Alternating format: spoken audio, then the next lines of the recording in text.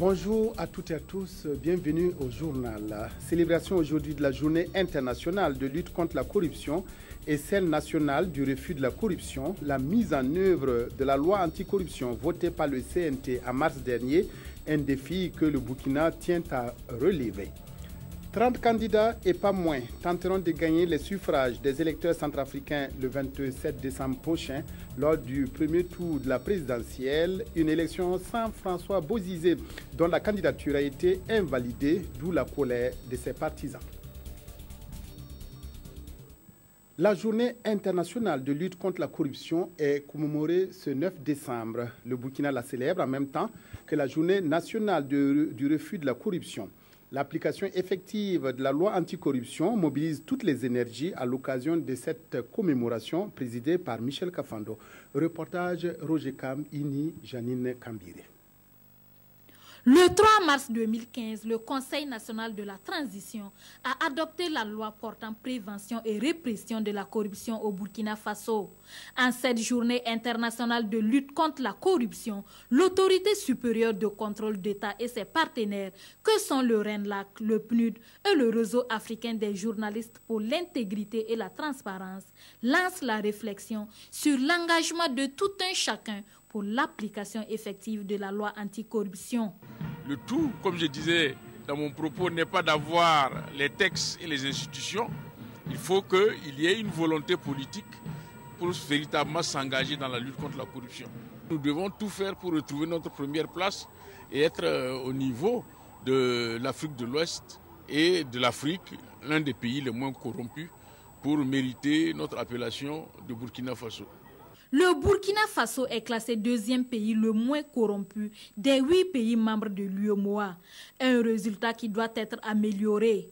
Et pour réussir le pari du développement qui passe par la lutte contre la corruption, il convient selon le RENLAC de créer les conditions pour un usage juste et équitable des ressources publiques pour l'ensemble des Burkinabés. Il nous tient fortement à cœur, dans le contexte de passage de témoins entre les autorités de la transition et les nouvelles autorités légales et légitimes au Burkina, qui s'apprêtent à prendre le gouvernail, d'appeler à cette réelle et sincère volonté politique sur le terrain de la lutte contre la corruption. Nous souhaitons vivement que les acquis engrangés sous la transition soient préservés et renforcés sous le nouveau pouvoir. Les lauréats du concours de la bande dessinée Kouka ont remis symboliquement un exemplaire de la loi anticorruption au président du Faso. Il s'agit d'un concours sur la sensibilisation des tout-petits sur la corruption au Burkina. Objectif, faire de la lutte contre la corruption une lutte permanente dans le but d'atteindre le développement et de consolider la démocratie. Interrogé à l'issue de la cérémonie, le président du Faso s'est prononcé sur la mise en œuvre de la loi votée par le CNT Le 3 mars dernier, pour lui, il s'agit de cultiver les valeurs de probité, d'intégrité et d'égalité entre tous les citoyens. Michel Kafando au micro de Ini Janine Kambiri. La corruption est une gangrène qui mine le tissu social, qui dépersonnalise aussi bien le corrupteur que le corrompu. C'est pourquoi la transition a pris à cœur, en arrivant, de s'attaquer à ce fléau-là. Vous le dites si bien, nous n'avons pas un bon classement, mais nous avons essayé justement, en tenant compte de cette réalité, prendre toutes les mesures nécessaires pour justement amener le Burkina Faso honorablement dans le rang parmi les pays les moins corrompus. C'est d'ailleurs ce qui a justifié la création de l'autorité supérieure de contrôle d'État. Et je voudrais profiter de l'occasion pour féliciter le professeur Ibriga et ses collaborateurs. Féliciter également les responsables du RENLAC, du PNUD, du Réseau international des journalistes, pour ce qu'ils ont fait depuis que nous sommes ici à la transition. Ils ont fait beaucoup et nous en sommes fiers. C'est d'ailleurs pourquoi aussi le Conseil national de la transition a tenu à constitutionnaliser la SCE, l'autorité supérieure du contrôle d'État. Et nous espérons que ceux qui vont nous remplacer resteront dans la ligne que nous avons tracée, à savoir prendre toutes les mesures nécessaires pour combattre la corruption sous toutes ses formes. Le président du Faso a procédé hier au lancement du projet Ziga 2. Ce projet d'alimentation de la ville de Ouagadougou en eau potable à partir du barrage de Ziga devrait s'achever en 2017. Entre-temps, une nouvelle station de traitement de 7500 m3 et des châteaux d'eau auraient été réalisés. Coût de l'opération, 104 milliards de francs CFA. Reportage Souleymane Sanou, Moumouni Soubega. Le président du Faso qui procède à l'emplacement des tuyaux, c'est l'espoir de toute une capitale en matière d'accès à l'eau potable qui renaît. L'acte matérialise ainsi le lancement officiel des travaux du projet Ziga 2. Un projet qui va permettre l'alimentation de la ville de Ouagadougou en eau potable à partir du barrage de Ziga. L'objectif à long terme du dit projet est non seulement d'assurer l'accès universel à l'eau potable aux populations de Ouagadougou, mais aussi d'améliorer la qualité de la desserte en assurant la continuité du service 24 heures sur 24, y compris en saison chaude, dans tous les quartiers de la ville de Ouagadougou, sans distinction aucune. Le projet va coûter à l'État burkinabé et à 6 de ses partenaires 104 milliards de francs CFA. Des partenaires qui se réjouissent d'ailleurs de la mise en route du projet. L'ONEA réalise donc des prouesses en conduisant l'eau potable jusqu'à Ouagadougou, où il en manque terriblement. La France a été associée à l'épopée de Ziga dès la première heure. Et comme ambassadeur de France, vous comprendrez bien que j'en sois fier et reconnaissant à tous ceux qui ont participé à cette formidable aventure qui continue aujourd'hui. Au-delà de Ouagadougou, d'autres localités de la commune de Naigrengo qui abritent le barrage seront également servies en eau potable. Avant de quitter Ziga, le président du Faso, des membres du gouvernement et des partenaires techniques et financiers sont allés découvrir le fonctionnement du barrage. Dans le livre d'or, Michel Kafando a félicité et encouragé les responsables du projet Ziga 2. Il a aussi émis le vœu que ce projet soit exploité de façon maximale et rationnelle au profit des populations. Ziga 2 sera réalisé par l'entreprise Sogia Satom et les premières gouttes d'eau sont attendues à Ouagadougou en 2017. Grâce au projet Ziga 2, plus de 50 000 branchements sociaux et une centaine de bornes fontaines seront réalisés à Ouagadougou. Plusieurs autres infrastructures, comme des châteaux d'eau, sont prévues. Présentation du projet avec Souleymane Sanou et Moumouni Soubega. Le projet Ziga 2 comprend 3 phases. Le traitement de l'eau, la conduite vers la capitale et la distribution. Et c'est à partir du barrage des Ziga d'une capacité de 200 millions de mètres cubes que tout va se jouer. À ce jour, l'Office national de l'eau et de l'assainissement n'exploite que 60 millions sur les 200. Et ça veut dire qu'il y a encore de la réserve sur ce barrage.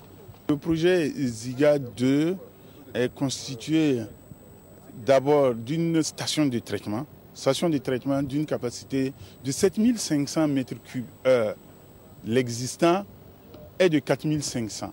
Donc si on cumule les deux, on doit être donc dans les environs donc de 12 000 mètres cubes heure à l'horizon donc du projet.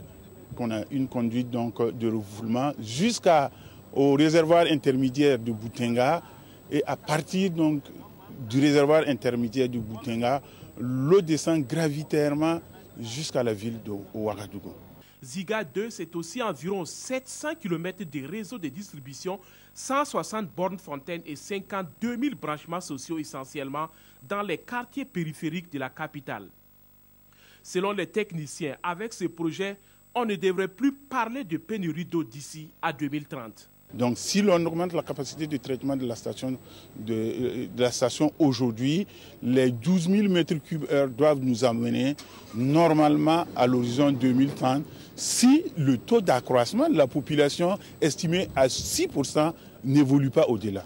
Le barrage des Ziga, qui se positionne aujourd'hui comme une infrastructure vitale pour la capitale, a été construit dans les années 2000.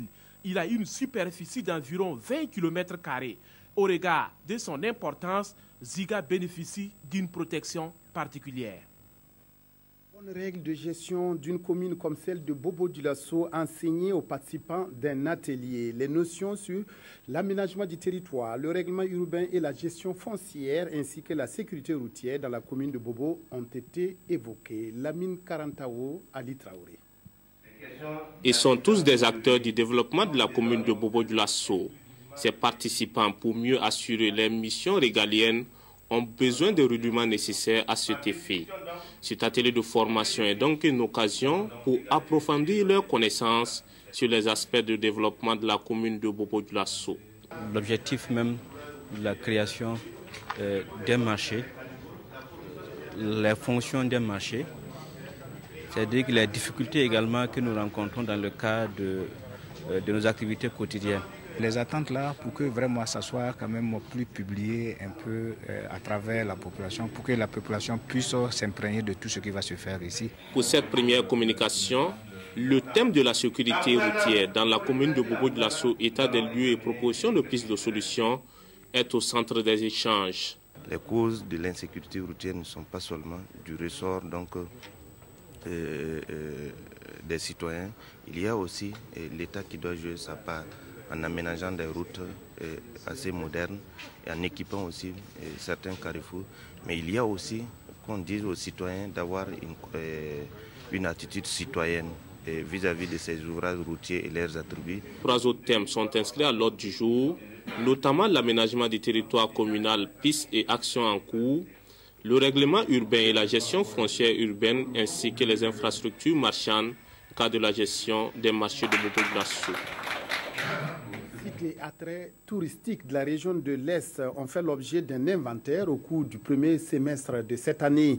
Plus de 200 sites ont été recensés. Ils attendent maintenant d'être aménagés et valorisés pour devenir des sites touristiques attractifs, d'où cette rencontre qui s'est tenue lundi à Fadangourma, Lambert Soma, Amidou Lankwande. D'une superficie de 48 061 km², la zone touristique de l'Est fait partie de l'une des 4 zones que compte notre pays. Afin de promouvoir le secteur du tourisme dans cette partie du pays, il a été diligenté du 22 avril au 29 mai dernier un inventaire des sites et attraits touristiques de la zone nord de l'Est. La tenue de cet atelier de validation vient couronner cette étape. Il s'agit pour nous de voir dans quelle mesure on peut repérer un certain nombre de sites qui vont être valorisés de manière à pouvoir être des attraits touristiques pour l'ensemble du pays. Vous comprenez que quand on prend par exemple la région ici qui regorge de, on allait dire pour la région de l'Est, 133 sites qui ont été repérés, et pour la région du 113-89, au total de 129, c'est une richesse immense. Après l'analyse des résultats de l'inventaire des sites et attraits touristiques, il ressort que l'implication de tous les acteurs est une nécessité. Il importe donc que chaque acteur, que ce soit aussi bien au niveau de l'administration, qu'au niveau des populations, de l'administration locale aussi de façon particulière, que chaque acteur puisse vraiment jouer sa partition pour qu'on puisse ensemble mettre dans la main, pouvoir aboutir à l'objectif escompté, qui est donc de mettre en tourisme ces potentialités-là. Et la mise en tourisme de ces potentialités nécessite donc qu'on puisse donc réellement aménager ces sites, mais qu'on puisse aussi encadrer les acteurs. L'aménagement et l'exploitation efficace des sites et attraits touristiques de la zone de l'Est pourrait être un levier de développement de l'économie locale. Lyon.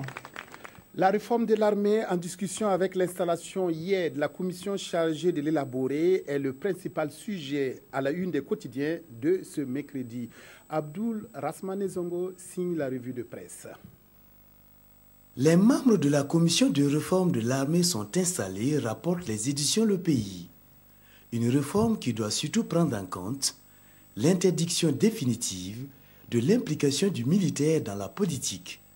Cette interdiction définitive fait également la une du journal Le Quotidien qui cite les propos du président Michel Kafando selon lesquels les 27 ans de règne du régime précédent ont vu les forces armées nationales perdre progressivement les valeurs qui fondent l'essence même d'une armée, discipline, cohésion, loyauté, intégrité, entre autres. Notre temps rappelle qu'ils sont au total 20, à savoir 15 membres et 5 personnes ressources qui composent la commission dont la mission est de mettre à la disposition des autorités politiques et militaires l'éclairage permettant de prendre des décisions engageant l'avenir des forces armées nationales. Selon l'Observateur, cette commission a un délai de 6 mois pour rendre ses conclusions au ministère de la Défense nationale et des anciens combattants.